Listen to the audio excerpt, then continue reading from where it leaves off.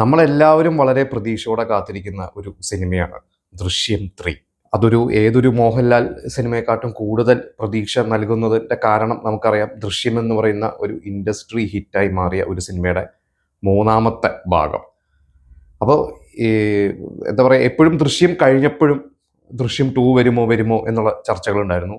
പിന്നെ ദൃശ്യം 2 വന്നു. ദൃശ്യം 2വും എന്താ പറയുക, നല്ല വിജയമായിരുന്നു. അതൊരു OTT റിലീസ് ആണെങ്കിൽ കൂടിയും നല്ലൊരു വിജയമായിരുന്നു. അപ്പോൾ അത് കഴിഞ്ഞപ്പോൾ തന്നെയായിരുന്നു ദൃശ്യം 3 എന്ന് പറഞ്ഞ എപ്പോഴും അതിനെ കുറിച്ചുള്ള ചർച്ചകളൊക്കെ. അപ്പോൾ ജിത്തു ജോസഫ് വേറെ ഏത് സിനിമ ചെയ്താലും അതിൻ്റെ എന്താ പറയുക, അതിൻ്റെ പ്രൊമോഷൻ സമയത്തൊക്കെ എപ്പോഴും കേൾക്കുന്ന ഒരു ചോദ്യമാണ് ദൃശ്യം 3 എപ്പോൾ വരും എന്നുള്ളത്. അപ്പോൾ ഇപ്പം എന്തായാലും ദൃശ്യം 3 തുടങ്ങി, ദൃശ്യം 3 തീർന്നു. ഇപ്പോൾ ദേ ഏപ്രിൽ 2 തിയേറ്ററുകളിലേക്ക് എത്തുകയാണ്. അപ്പോൾ ഇതിൻ്റെ ഒരു ടാഗ് ലൈൻ ഞാൻ ശ്രദ്ധിച്ചിരുന്നത്, പാസ്റ്റ് നെവർ സ്റ്റേസ് സൈലൻറ്റ്.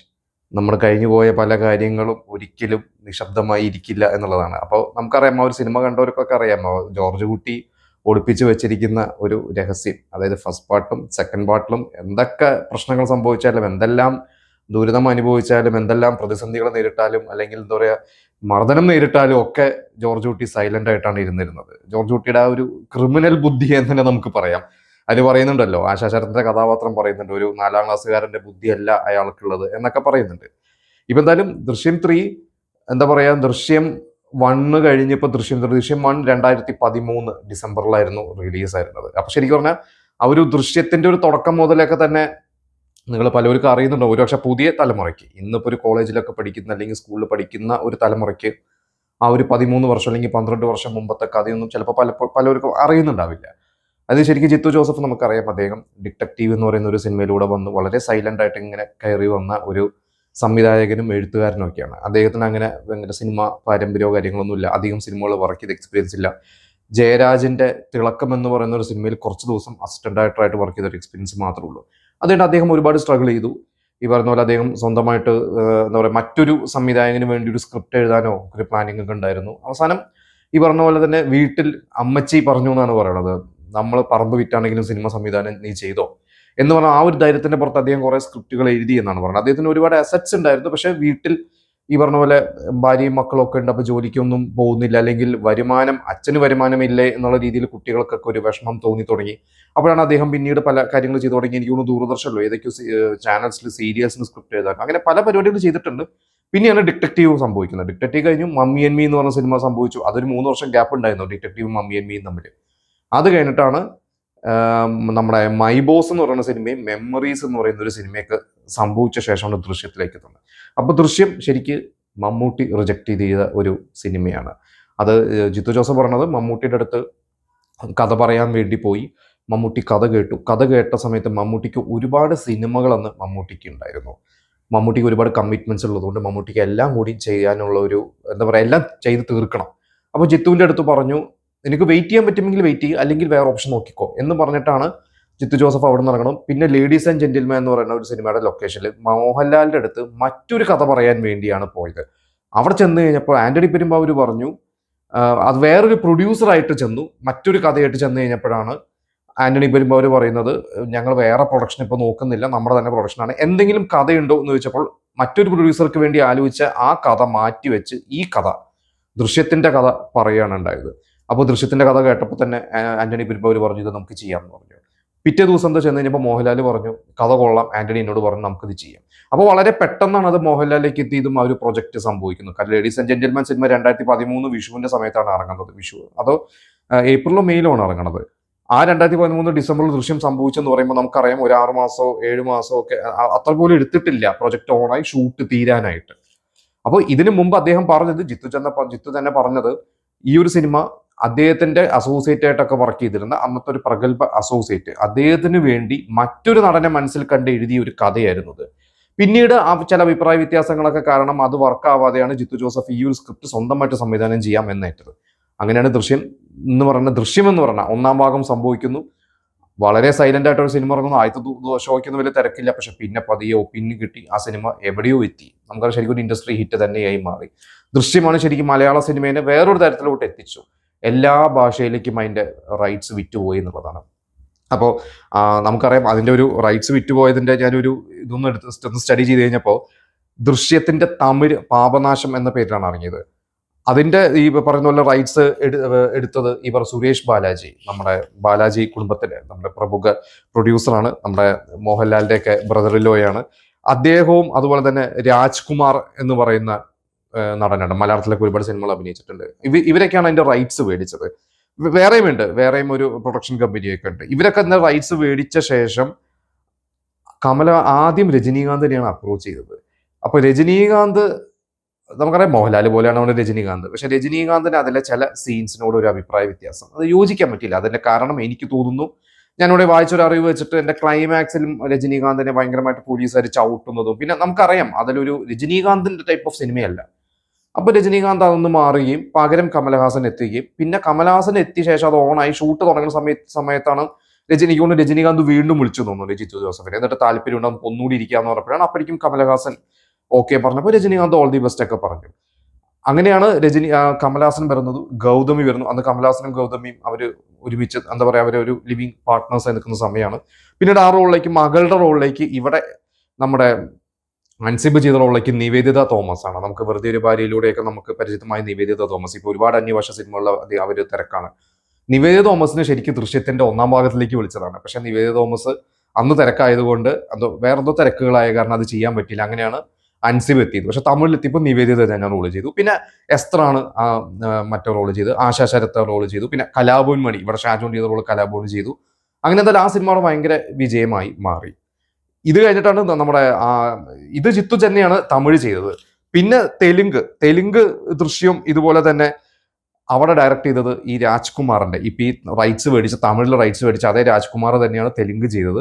അവിടെ കൂടെ നമ്മുടെ സുരേഷ് ബാബു ദഗുപതി എന്ന് പറഞ്ഞാൽ വെങ്കടേഷ് ദഗുപതിയുടെ ബ്രദറാണ് അതിന്റെ ഒരു കോ പ്രൊഡ്യൂസർ ആയിരുന്നത്.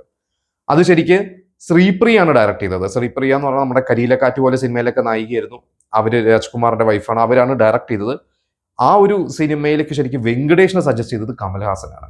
കാരണം കമൽഹാസൻ ഇവിടെ തമിഴ് ഓക്കെ ആയി നിൽക്കുന്ന സമയത്താണ് ഇവര് തെലുങ്കിലേക്കും കൂടി ഇതിന്റെ പ്രൊഡ്യൂസേഴ്സ് പോകാന്ന് പറഞ്ഞപ്പോൾ വെങ്കടേഷിനെ അപ്രോച്ച് ചെയ്യൂ, വെങ്കടേഷ് ആയിരിക്കും ഇതിന് ആപ്റ്റ് എന്ന് പറഞ്ഞത്. അപ്പൊ വെങ്കടേഷ് അതുവരെ പക്ക കമേഴ്ഷ്യൽ സിനിമകൾ ചെയ്യുന്ന ഒരു നടനാണ്. ഇതിലേക്ക് വന്നു കഴിഞ്ഞപ്പോൾ വെങ്കടേഷ് കുറച്ചൊരു കമേഴ്ഷ്യൽ, നമുക്ക് ദൃശ്യം അങ്ങനെ ഒരു പക്ക മാസ് മസാല സിനിമയല്ല.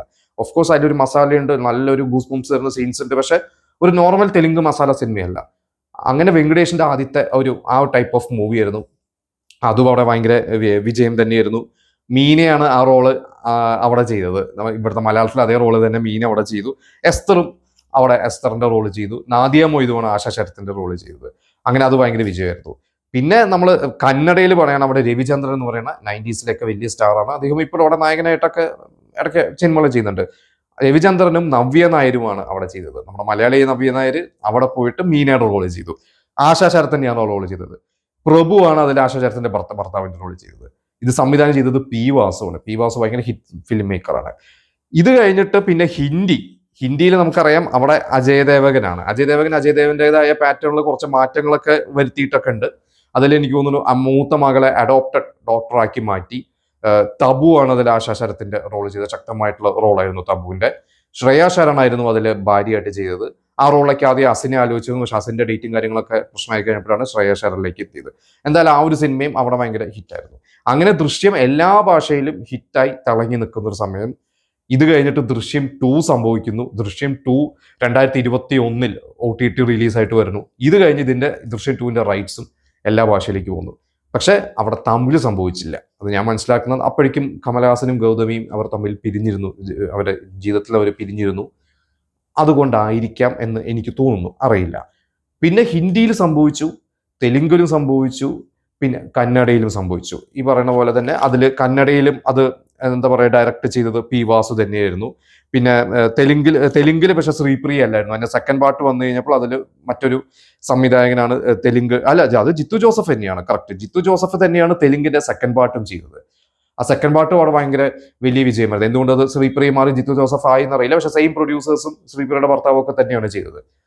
ഇത് കഴിഞ്ഞിട്ട് ഹിന്ദിയിലും അത് ഭയങ്കര വിജയമായി. ഇതെല്ലാം കഴിഞ്ഞ നിൽക്കുന്ന സമയത്താണ് ഈ ദൃശ്യം 3ന്റെ അനൗൺസ്മെന്റ് വരുന്നത്. അപ്പോൾ ദൃശ്യം 2 കഴിഞ്ഞിട്ട് നമുക്കറിയാം ജിത്തു ജോസഫിന് ഇപ്പോഴും ഒരു ദൃശ്യത്തിന്റെ ഒരു ഹാങ് ഓവർ, അല്ലെങ്കിൽ അതിന്റെ ആ ഒരു ഓളത്തിൽ സഞ്ചരിക്കുന്ന ഒരു സംവിധായകനാണ് ജിത്തു ജോസഫ്. അദ്ദേഹത്തിന് ഭയങ്കര ബിസിനസ്സും മാർക്കറ്റും ഒക്കെ ഉണ്ടായി. ഇതിന് അദ്ദേഹം ഒരുപാട് സിനിമകൾ ചെയ്തു. പക്ഷെ അപ്പോഴും എല്ലാവരും ദൃശ്യത്തിന്റെ മുകളിലുള്ള ഒരു സിനിമ. അപ്പൊ ജിത്തു ജോസഫ് തന്നെ പറയാറുണ്ട്, ഒരിക്കലും ദൃശ്യത്തിന്റെ മുകളിലുള്ള ഒരു സിനിമ അത് അറിയില്ല, സംഭവിക്കാതിരിക്കാം. ദൃശ്യം 2 ഇറങ്ങിയപ്പോഴും ദൃശ്യത്തിന്റെ മുകളിൽ പോകുമോ എന്നുള്ള ചർച്ചയൊക്കെ വന്നു. ദൃശ്യത്തിന്റെ മുകളിൽ ആ സിനിമ പോയില്ല എന്നും പറയുന്നുണ്ട്. എങ്കിലും ദൃശ്യം 2 വിജയമായിരുന്നു. നല്ല ഒരു ഓഫർ അന്ന് ആന്റണി പെരുമ്പാവൂരിന് കിട്ടിയതുകൊണ്ട് OTT കൊടുത്തു എന്നാണ് പറയുന്നത്. തിയേറ്ററിന് വേണ്ടി അവർ പ്ലാൻ ചെയ്തതായിരുന്നു. എനിക്ക് തോന്നുന്നു അന്ന് ഫസ്റ്റ് കോവിഡ് കഴിഞ്ഞ് തിയേറ്റർ ഓപ്പൺ ആയപ്പോൾ തിയേറ്ററിൽ ഇറങ്ങാൻ പ്ലാൻ ചെയ്ത സിനിമയായിരുന്നു. അന്ന് തിയേറ്റേഴ്സിലൊക്കെ അതിന്റെ പോസ്റ്ററൊക്കെ കണ്ട ഒരു ഓർമ്മയൊക്കെ എനിക്കുണ്ട് ഇവിടെ എറണാകുളം കവിതാ തിയേറ്ററിലൊക്കെ. പക്ഷെ അത് സംഭവിച്ചില്ല. എന്തായാലും OTT-യിലാണ് ഇറങ്ങിയത്. ദൃശ്യം 3 ഇപ്പോൾ ജിത്തു ജോസഫ് പറഞ്ഞത് ദൃശ്യം 2 സിനിമ കഴിഞ്ഞ ശേഷം ആ ഒരു സിനിമ അന്ന് ഞാൻ ആദ്യമായിട്ട് ജിത്തു ജോസഫ് പറഞ്ഞു അദ്ദേഹത്തിന്റെ വീട്ടിലെ ഹോം തിയേറ്ററിൽ ഇരുന്ന് സിനിമ കാണുമ്പോൾ മോഹൻലാലും കൂടിയുണ്ട്. അത് കഴിഞ്ഞ് മോഹൻലാൽ ചോദിച്ചു ഇതിനൊരു തേർഡ് പാർട്ടിന് സ്കോപ്പ് ഉണ്ടോ എന്ന് ചോദിച്ചപ്പോൾ ജിത്തു ജോസഫ് തേർഡ് പാർട്ടിന്റെ ക്ലൈമാക്സ് ആണ് ആദ്യം പറഞ്ഞത്. അപ്പൊ മോഹൻലാൽ പറഞ്ഞു കൊള്ളാം, വർക്ക് ചെയ്യുന്നു പറഞ്ഞു. പിന്നെ ജിത്തു ജോസഫ് പറഞ്ഞു ഞാൻ അതിനുശേഷം ഒരുപാട് സിനിമകൾ, ഇപ്പൊ നമുക്കറിയാം മിറാഷ്, വലതുവശത്തെ കള്ളൻ, നുണക്കുഴി, പല സിനിമകൾ അദ്ദേഹം ചെയ്തു. ഹിന്ദിയിലും തമിഴിലൊക്കെ പോയി ചെയ്തു. ഇതിന്റെ ഇടയ്ക്ക് അദ്ദേഹം അപ്പോഴൊക്കെ മനസ്സിലിങ്ങനെ ആലോചിച്ച് കൂട്ടി ഓരോ സിനിമയുടെ പ്രൊമോഷൻ വന്നിരിക്കുമ്പോഴും പറയും ഞാനത് ഇപ്പോഴും കൂടി അത് എഴുതിയുള്ളൂ എന്നാണ് പറയുന്നത് അതിലൊരു സീൻ. അങ്ങനെയാണ് ദൃശ്യം 3 എഴുതിയത്. ദൃശ്യം 3 എഴുതി വായിച്ച് കേൾപ്പിച്ചപ്പോൾ ആന്റണി പെരുമ്പാവൂരും മോഹൻലാലിനും ഒക്കെ ആയി. അങ്ങനെ കാര്യങ്ങൾ ഷൂട്ട് തുടങ്ങിയപ്പോൾ മുതൽ അത് വാർത്തകളിലാണ്. കാരണം ആ സ്ഥിരം ടീം, ഇതിലെ എല്ലാ ടീമും ഇത് തന്നെയുണ്ട്. പിന്നെ സഹദേവൻ തിരിച്ചു വരുമോ എന്നുള്ളത് ആൾക്കാർ ചോദിക്കുന്നത്. അതിന്റെ ചോദ്യത്തിന്റെ ഒരു കാരണം ജിത്തു ജോസഫ് പറഞ്ഞത് സോഷ്യൽ മീഡിയയിൽ ഒരു വാർത്ത കണ്ടു, മെമ്മറീസിലെ സാം അലക്സും ഡിറ്റക്റ്റീവിലെ സുരേഷ് ഗോപിയുടെ കഥാപാത്രവും ഇവരെല്ലാവരും ഞാൻ ഇതിൽ കൊണ്ടുവരും എന്നൊക്കെ. അപ്പൊ അദ്ദേഹം പറഞ്ഞത് അത് വേറെ സിനിമയാണ്. നമുക്കറിയാം ഇപ്പൊ LCU യൂണിവേഴ്സ് ഉണ്ട്. അതുപോലെയൊക്കെ പല സിനിമകളിലെ ആ ഒരു ഡയറക്ടറുടെ പല സിനിമകളെ പല കഥാപാത്രങ്ങളെ കൊണ്ടുവരുന്ന ഒരു രീതി എല്ലാ ഭാഷയിലും ഉണ്ട്. ജിത്തു ജോസഫ് പറഞ്ഞ ഇതിൽ ഞാൻ അങ്ങനെ ചെയ്യില്ല, ദൃശ്യം ആണ്, ഒരുപക്ഷെ ഞാൻ സഹദേവന് വീണ്ടും കൊണ്ടുവന്നേക്കാം എന്നൊക്കെ അദ്ദേഹം പറഞ്ഞു. ഇപ്പോഴും ഓപ്പൺ ആയിട്ട് പറഞ്ഞിട്ടില്ല എന്താ എന്നുള്ളത്. പിന്നെ അദ്ദേഹം പറഞ്ഞു പ്രതീക്ഷകൾ ഇല്ലാതെ പോവുക, അമിത പ്രതീക്ഷ വെക്കരുത്, എനിക്ക് പ്രേക്ഷകർക്ക് ഇഷ്ടപ്പെട്ടാൽ ഇഷ്ടപ്പെട്ടു, എനിക്ക് ഒന്നും ഒരു ഇതും പറയാൻ പറ്റില്ല എന്നാണ് പറഞ്ഞത്. ശരത്ത് ആശകളായിരത്തിന്റെ പ്രൊമോഷൻ സമയത്ത് പറഞ്ഞത് ഞാനതിൽ ഉണ്ടാവാതിരിക്കാം, ഒന്നും അപ്പോഴും വിട്ടു പറയുന്നില്ല. പിന്നെ ശരത്ത് പറഞ്ഞ എനിക്ക് ഇതിന്റെ കഥ അറിയില്ല, ദൃശ്യത്തിന്റെ കഥ എനിക്ക് അറിയില്ല. എല്ലാവരും എന്താ പറയാ എവിടെ തൊടാതെയാണ് പറയുന്നത്.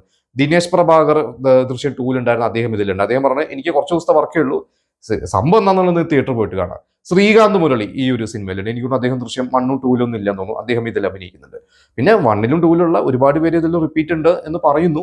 നമുക്ക് ആരൊക്കെ വരും ആരൊക്കെ വരില്ല എന്നുള്ളതൊക്കെ നമുക്ക് എന്തായാലും കാത്തിരുന്നിട്ട് കാണാം. പിന്നെ ഇതിന്റെ റെക്കോർഡ് വിൽപ്പനയാണ് ഇത് നടന്നിരിക്കുന്നത്. മലയാള സിനിമയ്ക്ക് ഇതുവരെ കിട്ടാവുന്ന ഒരു പ്രീ സെയിൽസ് ആണ് നടന്നിരിക്കുന്നത്. അത് പനോരമ സ്റ്റുഡിയോസ് ആണ് ഇതിന്റെ ഹിന്ദിയൊക്കെ റൈറ്റ്സ് മേടിച്ചിരിക്കുന്നത്. അപ്പോൾ അവര് തന്നെയാണ് ഇതിന്റെ എല്ലാ റൈറ്റ്സും. എനിക്ക് മനസ്സിലായത് ദൃശ്യം 2ന്റെ ഹിന്ദി വാങ്ങിക്കഴിഞ്ഞപ്പോൾ ഇവർ അതിന്റെ മൊത്തം മലയാളം റൈറ്റ്സും മേടിച്ചു. അതായത് മലയാളം സിനിമ കഴിഞ്ഞ് എവിടെ വേണമെങ്കിലും റിലീസ് ചെയ്യാനും അതിന്റെ ഡിജിറ്റൽ റൈറ്റ്സും എയൺ ബോൺ റൈറ്റ്സും എല്ലാം ഇവർക്കാണ്. അത് 160 കോടി രൂപയാണെന്നാണ് കേട്ടിരിക്കുന്നത്. എങ്കിലും അത് ആന്റണി പെരുമ്പാവൂരിന് കോൾ അടിച്ചു എന്നുള്ള രീതിയിൽ തന്നെയാണ് എന്താ പറയുക ഇൻഡസ്ട്രിയിലെ ഒരു ചർച്ച തന്നെ.